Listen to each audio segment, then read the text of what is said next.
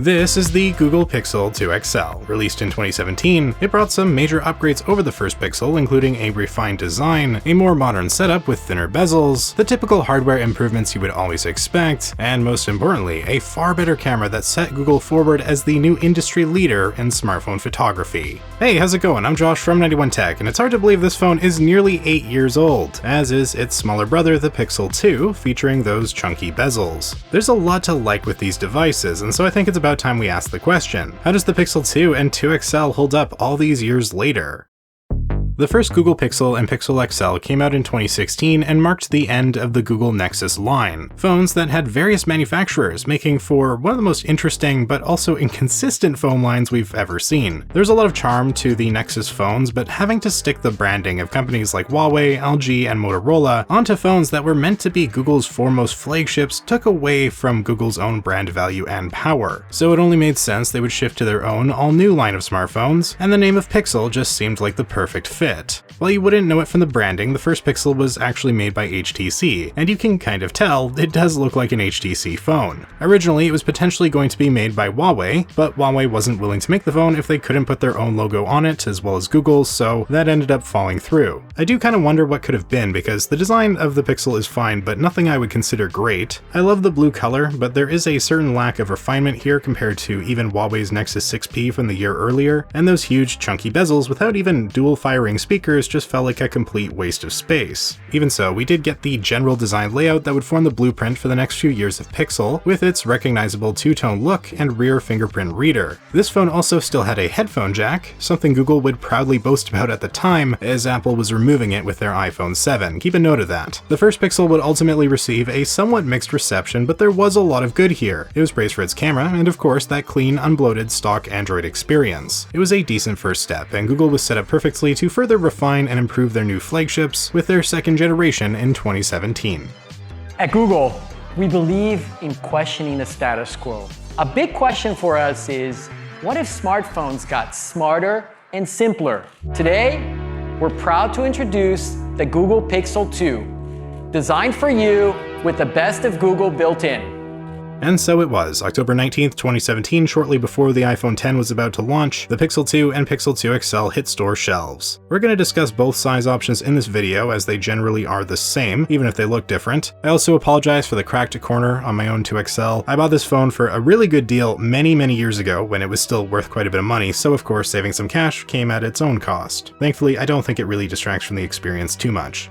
In the early days of Pixel, Google always seemed to take 2 steps forward and 1 step back with each new phone, and while there was a lot to love with the second generation, there was also a significant amount of controversy, with one major pressing point in particular. You see, the smaller Pixel 2 was manufactured by HTC and the larger one by LG. The 2 XL is much sleeker looking, with still thick but at least more modern curved bezels, and Google definitely wasn't going to be able to get away with the same bezels they had the year before, not when 2017 saw the likes of the Galaxy S8 and the iPhone X. The 2 XL, as it was already never going to really compete with those phones in the display department, but so long as it was good enough, the rest of the device would hopefully make up for it. The Pixel 2 was cheaper, and so it was kind of okay that it didn't look quite as sleek. It's got a 5-inch 1080p AMOLED display, and honestly it looked really good even with the big bezels. The 2 XL, on the other hand, with its 6-inch 2x1 1440p POLED display, well, I mean, it looks pretty great too. The colors aren't exactly the most vivid, but it's sharp, and certainly not a Samsung tier panel, but LG were no pushovers. Or at least it's pretty great so long as you're looking at the phone dead center. The viewing angles on the 2 XL have an immediately noticeable blue tint to them, much like the LG V30 from the same manufacturer. Honestly, even looking at the phone straight on, it still looks pretty blue. Google would come out and say that this was an intentional design choice to go for this cooler color temperature, and yeah, I personally don't buy that at all. This did get a bit better with software updates, and the earlier 2 XL models may have been the worst offenders. I don't know about that. All I can say is my own Pixel 2 XL here, which is fully up to date as far as it can go, still looks pretty blue compared to any other OLED I've ever used, minus maybe some really old ones. And even with some older Samsung panels like the Super AMOLED display in the 2014 Note 4 I recently looked at, honestly, it was a lot better than this. This almost feels like an aftermarket display or something was installed, like a repair shop cheaped out and didn't get an OEM panel, but no, this is how it came. It may not look that bad on camera, but when I tilt the phone, you can see the blue tint pretty clearly. It's not the end of the world, and I personally don't think it would have bothered me too much were I to have used this phone back in the day, but this was a very noticeable, tangible problem, and it did leave the 2XL lacking compared to its biggest competition in 2017. Burn-in also was said to be a pretty common issue here, and Google would end up extending the device warranty to 2 years for both models, and they did add options for more saturated colors, which helps combat the blue tint. The more saturated option is maybe a little bit much, but it definitely makes this feel a lot closer to a Samsung display, and I will say it does look less blue to me, though the tint is still there, especially at any off angle. The natural option is really blue looking though in comparison. Boosted's an okay in between, but I think the saturated probably is the best. For this review, I did keep it on boosted for most of my time with the phone. Thankfully, the display was always probably this device's biggest flaw, at least outside of the headphone jack being gone. Yeah, that's right, like a year after Google was making fun of Apple for getting rid of it, they got rid of it too. Classic. Actually, Google was even more money grubby than Apple here. They charged $20 for their dongle. Apple was only charging $9. Google would end up changing their price to $9 later too, but still. They also didn't include headphones with the phone, which is common practice now today, but the iPhone X did come with earpods. And sure, it's easy to write all this off. It's not really a big deal in the grand scheme of things, but it did feel unnecessarily cheap.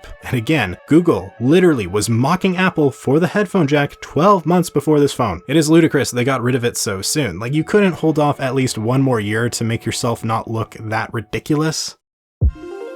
Okay, so we've done a lot of complaining thus far, and you might think I don't like this phone, but trust me, I actually really do. I just thought we ought to get the major issues out of the way, because past all that, for the most part, this is a really great phone that doesn't feel its age whatsoever. I mean, okay, it does feel its age a bit, but it doesn't feel like an 8-year-old phone. Let's look at the design. We've got this premium feeling aluminum body that has this thin coating of plastic to give it a really nice matte texture, plus that top section of the rear featuring the camera is again glossy glass, making for this really brilliant two-tone look.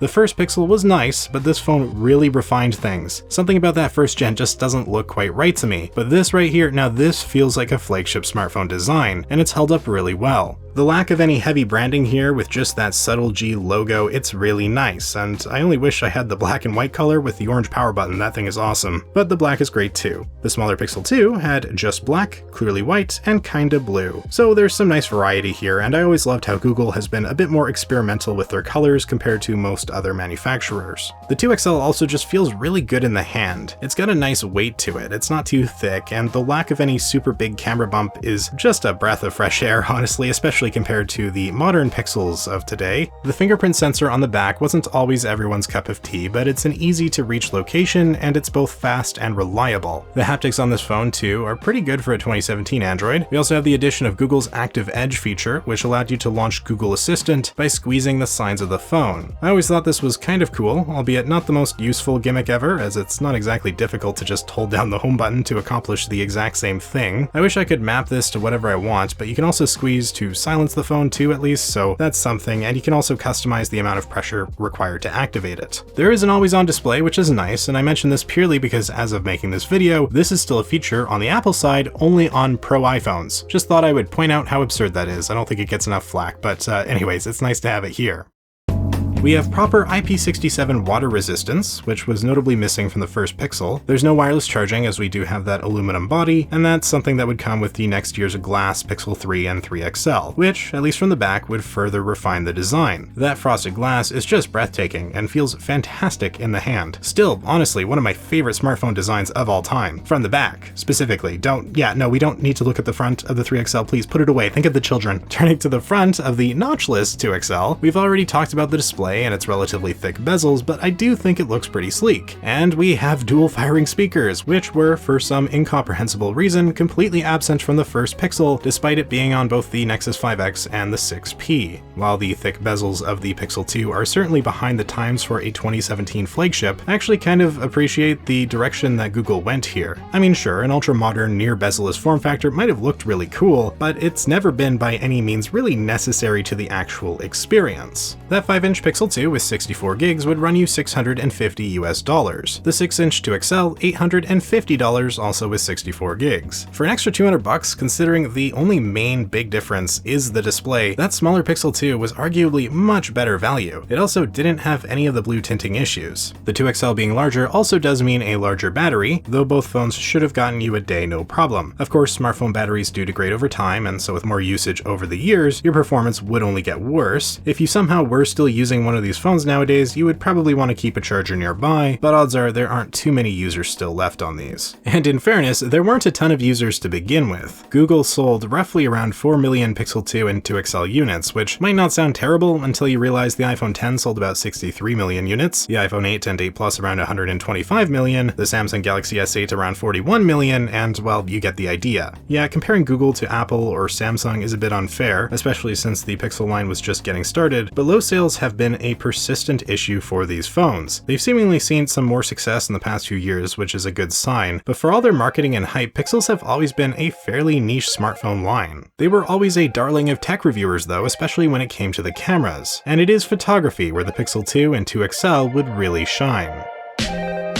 We have the same cameras on the Pixel 2 and 2XL, which made that cheaper Pixel 2 easily the best value smartphone on the market if you wanted a great camera in 2017. First, let's start with the sensor on the front. We've got an 8 megapixel selfie camera on the top left of the phone, and unfortunately, because my phone is cracked up there, I won't be able to show any proper examples. There was even a pop-up at one point telling me to clean the lens. I do have this awful selfie from 2018. Yeah, that's enough of that. Let's get to the rear lens. Here we have a single 12.2 megapixel wide lens, and that's it. Apple had brought in a second telephoto lens on their iPhone 7 Plus in 2016, and this was quickly becoming the standard, but Google initially held out, even claiming their camera was so good they didn't even need it. And you know what? I'll say it. Well sure, the versatility of multiple camera lenses is obviously better to have than not have. In 2017, Google was right on the money. This was the best smartphone camera money could buy, and I don't think it was really that close, as much as I loved my old iPhone X. Looking at some of these pictures, it's actually really cool for me to see such great photos after coming off reviewing some older phones like the 2014 Nexus 6 recently. That phone was good for its time, but man, the jump in only a few short years was massive. I would wager the Pixel 2's camera is probably still better than a significant number of cheap Android smartphones today, and that might be understating it if anything. These pictures are a blend of ones I've taken this year for this review, as well as photos I took as far back as 7 years ago when I first bought this phone to make a video. Pictures are sharp, crisp, and just so clean. They've got this distinctive pixel look to them that I find really appealing. They're a bit on the cooler side compared to something like an iPhone X, but I don't mind that at all. Colors feel really natural and skin tones are handled really well too. The phone will perform best in ideal lighting conditions like outdoors and sunlight during the day, but when we move indoors, the phone still holds its own impressively well. There can be some grain or noise, but it's still perfectly acceptable. And when it comes to really low lights, the Pixel 2 actually got updated with the night sight feature that came on the Pixel 3, allowing it to straight up easily outperform even 2018 flagships like the Galaxy S9 and the iPhone XS in the dark. Portrait mode was the hot new trend in smartphone photography back when this phone came out, and while most phones required 2 lenses to do it, Google was confident enough in their software to only use 1, and it's pretty great for the most part. There are a lot of little issues that are far less common on phones today, like those little gaps that can get missed, but this was really impressive for 2017. You're not going to fool anyone into thinking this was captured by an actual DSLR, but it's still a pleasant effect and mostly pretty consistent. Video can be recorded in 4K at 30 frames per second, and this is where we finally see a crack in the Pixel 2's camera setup. Yeah, video is honestly not that great, and iPhone was definitely better back in the day. I'm not sure exactly what it is. The microphones on older Pixels were infamously bad, but the picture doesn't look great either, just over-sharpened and unnatural looking. This is being filmed in 4K at 30 frames per second, and honestly, it doesn't look amazing. A bit disappointing, but the still shots do make it all worth it easily. All in all, I can't say enough positive things about the Pixel 2's camera, and considering the phone is nearly 8 years old at this point, it's just insanely impressive. The rest of the phone might not be terrible, but it's the photography that's still held up the best, which is definitely not the norm for any smartphone this old. Hardware-wise, the Pixel 2 featured the standard top-of-the-line specs you would expect from a 2017 flagship Android. We're looking at the Snapdragon 835 processor and 4GB of RAM, along with either 64 or 128GB of storage. Naturally, no microSD card slot or anything of the sort, but that's no surprise. Actual performance was really spiffy back in the day, both thanks to the power as well as the clean, unfettered Android 8 Oreo that shipped on this device. And this being a Pixel, we did get more years of software support than you would typically get on any other Android, as it now runs Android 11. Rest in peace Android versions named after some sort of dessert, by the way. I'm happy to say that while this phone isn't going to blow you away anymore with its speeds, it still feels really quick on its latest version. I suffered little to no lag when at least swiping around the interface, and I'd expect it to only really slow down once you start to throw some more intensive tasks at it. 4 GB of RAM can only get you so far these days, and the chipset is certainly older now, but the lack of bloat here really helps keep things feeling fresh and smooth. Plus, Android 11 isn't exactly new anymore. It's like 5 years old, but it still has a lot of relatively modern features, including even gesture navigation, which just feels wrong on this phone, to be honest. Mind you, it feels even more wrong on the first Pixel, which also had this option. With a phone like this, you might be tempted to look into custom ROMs to get an even more recent version of Android, and this is very much doable. Lineage OS currently supports it up to Android 15, which is quite impressive, though I'd say this phone is old enough now that there's not much reason to actually use it as a daily driver. Obviously, any 8-year-old smartphone, you probably don't want to be using it anymore. The Pixel 2 XL will probably run you about $50 on eBay, though I saw some going for a bit more than that, and either way, it's not worth it for a phone this old, especially since much newer Pixels don't cost a whole lot more if you're going to the used market anyways. This phone, like every other smartphone from 2017, serves better as a piece from tech history rather than something you would want to have to actually use anymore. Though, thanks to the relatively recent version of Android, solid specs and great camera, if you were stuck with the Pixel 2 or 2 XL for a while, I think you'd be able to get by. I wouldn't go so far as to call it a pleasant experience, and the phone has always had plenty of problems, but I'll be darned if it didn't do a whole lot right too. The camera alone was years ahead of the game, and while the first Pixel had its charm, I think it was the Pixel 2 and 2 XL that solidified this new smartphone line as a major player within the industry, even if sales have never been spectacular or anywhere near the levels of Samsung and Apple. Google seems content to have carved out their own niche corner of the market, and I respect that a lot. And frankly, their newer phones have brought a lot of good, with a lot of these annoying issues like the blue tinting, ridiculous notch, or even that absurd radar setup on the Pixel 4 mostly being problems of the past. I'm not going to say Google makes the best phones out there, and I don't even think the Pixel 2 XL was the best smartphone of 2017 either. The Samsung Galaxy S8, the Note 8s, and the iPhone 10 in the very least all pull ahead of it for me. This was a phone that made 2 steps forward and 1 step back. But hey, you're still ultimately ending up ahead, and I guess I just can't help but respect the 2nd gen Pixel all these years later.